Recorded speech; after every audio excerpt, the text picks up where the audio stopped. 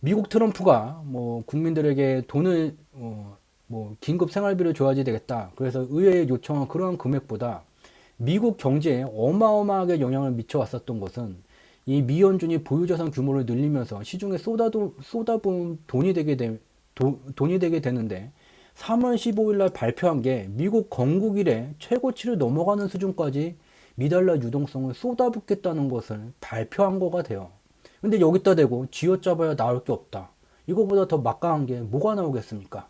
건국 이래 최고치의 보유자산 규모를 넘어설 정도까지 유동성을 공급하겠다는 것이 쥐어짜기 전에 스스로 미연준이 내놓은 처방전이 되게 됩니다. 이것을 인지하지를 못하는 분들은 쥐어짜봐야 나올 게 없다라고 설명을 하게 되지만 이 말이 안 되는 얘기라는 것을 숫자로 표현된 경제지표의 인과 분석을 하게 되면 어렵지 않게 직접 눈으로 확인할 수 있게 됩니다. 저희 경제지표 스토리텔링은 말로서뿐이 설명을 하지 못하거나 또는 개별 경제지표 분석만을 통해서 어떤 경제 현상과 이 경제 지표가 상관성이 높다.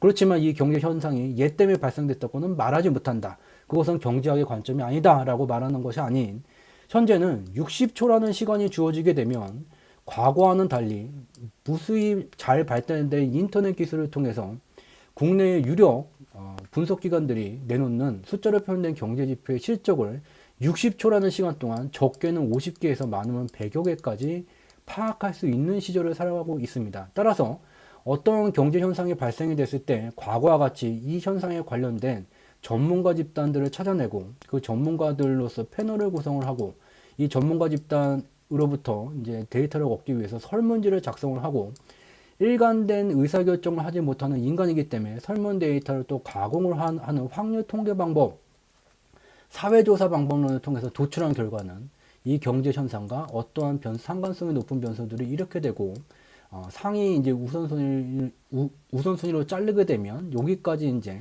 상관성이 높다라고 결론이 짓게 되지만 이것은 과거의 방법이에요. 현재는 60초라는 시간이 주어지게 되면 어느 누가 됐든지 간에 방법만 알 수 있다면 60초라는 시간 동안 50개에서 100여 개의 경제 지표를 확인할 수 있게 되고 그렇기 때문에 현재는 어떤 경제 현상이 발생됐을 때 인과성을 갖고 이에 연관되어 있는 경제 지표들이 무엇이고 인과성을 분석했을 때 가장 핵심적인 경제 지표가 무엇인지를 어렵지 않게 파악할 수 있는 시절이 되게 됩니다. 얼마 전에 제가 모 방송사 방송에 이제 나가게 됐어요. 상대편에 이제 패널로 같이 참여하신 분은 모 대학교 경제학과 교수님이세요. 방송을 마치고 이 숫자로 표현된 경제 지표의 인과 분석 그래프를 통해서 설명을 드리고 나왔는데 방송을 마치고 이제 줄기차게 지금 윤태원 씨가 말한 것은 경제학 관점에서 어느 학파의 그 이론 개념하고 유사합니다. 그 학파가 맞습니까? 그렇게 묻는 거예요. 그래서 제가 대답을 했어요. 현재는 60초라는 시간이 주어지게 되면요. 과거와는 달리 50개에서 100여 개가 넘는 경제 지표를 확인할 수 있는 시절이 되게 됩니다. 제가 사용하는 것은 우리가 알고 있는 KPI, 하버드 카플란 교수가 만든 이 성과 보상 체계와 같이 여러 경제 지표들이 인과성을 갖고 있는 인과 체계로 묶여져 있는 시스템이 존재를 하게 되고 어떤 경제 현상이 발생하게 되면 이에 직접적으로 연관된 이 경제 지표의 인과 체계 속에서 어떠한 경제 지표들이 연관됐는지를 파악하는 이와 같은 그물과 같은 시스템을 통해서 특정 경제 현상을 분석합니다라고 설명을 했지만 이 경제학계 관점에서는 이런 방식이 용납이 되지를 않아요. 반드시 자기가 추종하는 그 학파가 정해져 있고 학파별로 전제 조건이 다 만들어져 있는 중이에요. 이 전제 조건을 벗어나서는 안 되는 것이 경제학이 됩니다.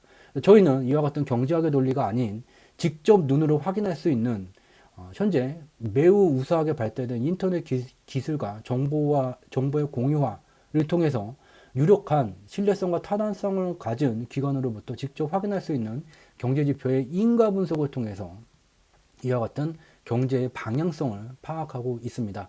다시 이제 본 내용으로 돌아가게 되면 이와 같이 3월 15일 날 미연준이 발표한 것은 매우 강력한 유동성을 공급을 하겠다는 그 정책이 되게 돼요.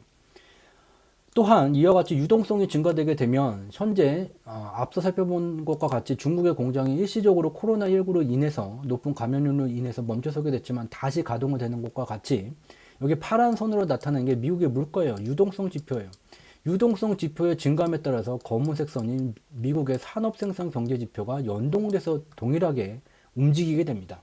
즉 경제를 활성화시키기 위해서 일정 수준 이상의 유동성을 공급하게 되면 그에 따라서 산업 생산 경제 지표도 함께 증가세가 이루어지게 됩니다. 이것이 미국의 물가는 고점이 낮아지고 저점이 높아지게 되는 물가의 수렴형 패턴이 만들어지고 있고 3월 3일 날 기준금리를 0.5%를 내리고 3월 15일 날서부터 기준금리 0% 4차 양적 완화를 하게 되면 이 물가의 고점대를 뚫고 완연한 인플레이션의 시절로 접어들게 되면 일시적으로 2003년 사스, 2009년 신종플루, 2015년 메르스와 같이 글로벌 전염병은 영원히 지속될 수가 없기 때문에 그 지속성이 단기적인 지속성이 끝나게 되면 이 산업 생산 지수는 과거에부터 그래왔듯이 물가에 수렴하게 됩니다. 이것을 이제 알 수가 있고요. 그리고 이제 여기까지가 이제 글로벌 경제의 코로나19의 변동성의 영향성을 살펴봤어요. 다시 결론을 지으면 코로나19는 굉장히 높은 이제 감염률로 인해서 글로벌 감염이 확산되기 시작한 2019년 3월 이후로 글로벌 감염자 수가 폭증하고 있지만 현재는 둔화 내지 정체 시기에 들어와 있다. 이와 같은 둔화 내지 정체 시기를 겪은 이후에 다시 25만 명에 육박하는 수준까지 증가될 수가 있고 25만 명 선에서 관리가 되지 않는다면 그것을 넘어서게 된다면 최대 50만 명까지 감염자 수가 폭증되는 국면을 맞이할 수 있다.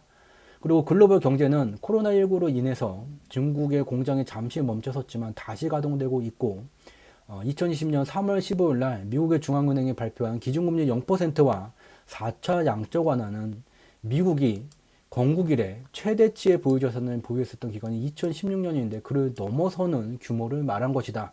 쥐어짤 게 없다는 말은 말이 되지 않는 분석이 되게 된다.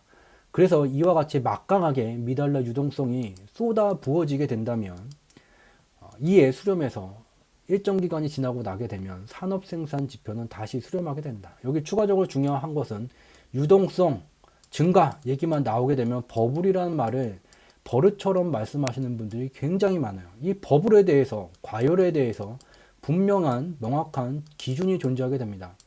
숫자로 표현된 경제지표의 인과 분석을 하게 되면 이 과열, 버블이라고 말할 수 있는 것은 미국 경제 예를 들게 되면 상업은행의 대출이 증가가 되는데 2008년도와 같이 상업은행의 연체율이 증가된다. 즉 대출이 증가되는데 연체율이 같이 증가가 되면 이것은 과열, 버블이라고 말할 수가 있어요. 그렇지만 현재는 2008년도 이래 상업은행의 대출이 다시 증가 중이고 그렇지만 상업은행의 연체율은 굉장히 하향 안정된 상태예요. 연체율이 안정된 상태에서 유동성 공급을 늘리게 되면 이것은 바로 버블을 의미하는 것이 아닌 선순환을 할 수 있는 그런 유동성의 증가를 의미하게 됩니다. 여기까지 이제 코로나19의 글로벌 경제에 대한 영향성을 살펴본 내용이 되겠고요. 내일 3월 20일 날은 미국의 선물 옵션 만기가 되게 돼요. 이제 글로벌 시장 쪽으로 글로벌 금융시장 쪽으로 얘기를 좀 옮겨가게 되면